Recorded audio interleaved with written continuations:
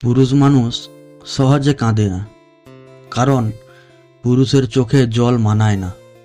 জন্মের পর তাদের মাথায় ঢুকিয়ে দেওয়া হয়, যত কষ্টই হোক না কেন তোমার চোখে জল আনা যাবে না।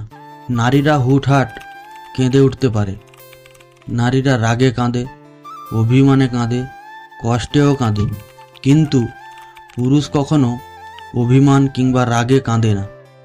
নারীর চোখের জলে ছলনা থাকলেও পুরুষের চোখের জলে কখনো ছলনা থাকে না। তবুও যদি কোনো পুরুষ কাঁদে, তবে বুঝতে হবে সে বড় কষ্টটাই পেয়েছে এবং সে আসলেই কাঁদছে। পুরুষ কান্নার অভিনয় করতে পারে না, পুরুষের কান্নার দৃশ্য ভয়াবহ। তবুও পুরুষেরা কাঁদে।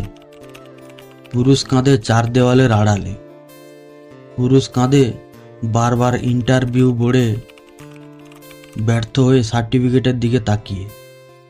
পুরুষেরা কাঁদে সংসারের চাহিদা না মেটাতে পেরে। পুরুষেরা কাঁদে বাবা মায়ের চাহিদা পূরণ করতে না পেরে। পুরুষেরা কাঁদে প্রেমিকা হারালে।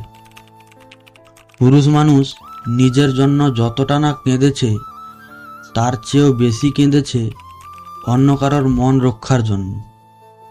পরিবার, বাবা মা, ছেলে মেয়ে কিংবা প্রেমিকার আবদার পূরণ করার জন্য পুরুষের চোখের জল মাটিতে ফেলতে হয়, যা অনেক প্রেমিকাই জানে না।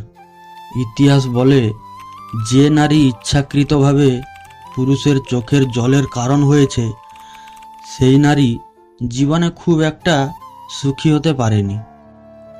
এটা নয় কোনো পুরুষের অভিশাপ, এটা পুরুষের চোখের জলের কারণ আর দীর্ঘশ্বাস।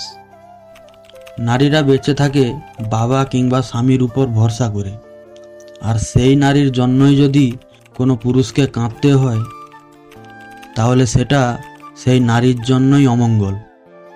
পুরুষের চোখের জল বিফলে যায় না, প্রকৃতি তার প্রতিদান দেয়। তবুও পুরুষেরা বীর। দিন শেষে একটা পরিবার, বাবা মা কিংবা একটা নারীর বেঁচে থাকার শক্তি।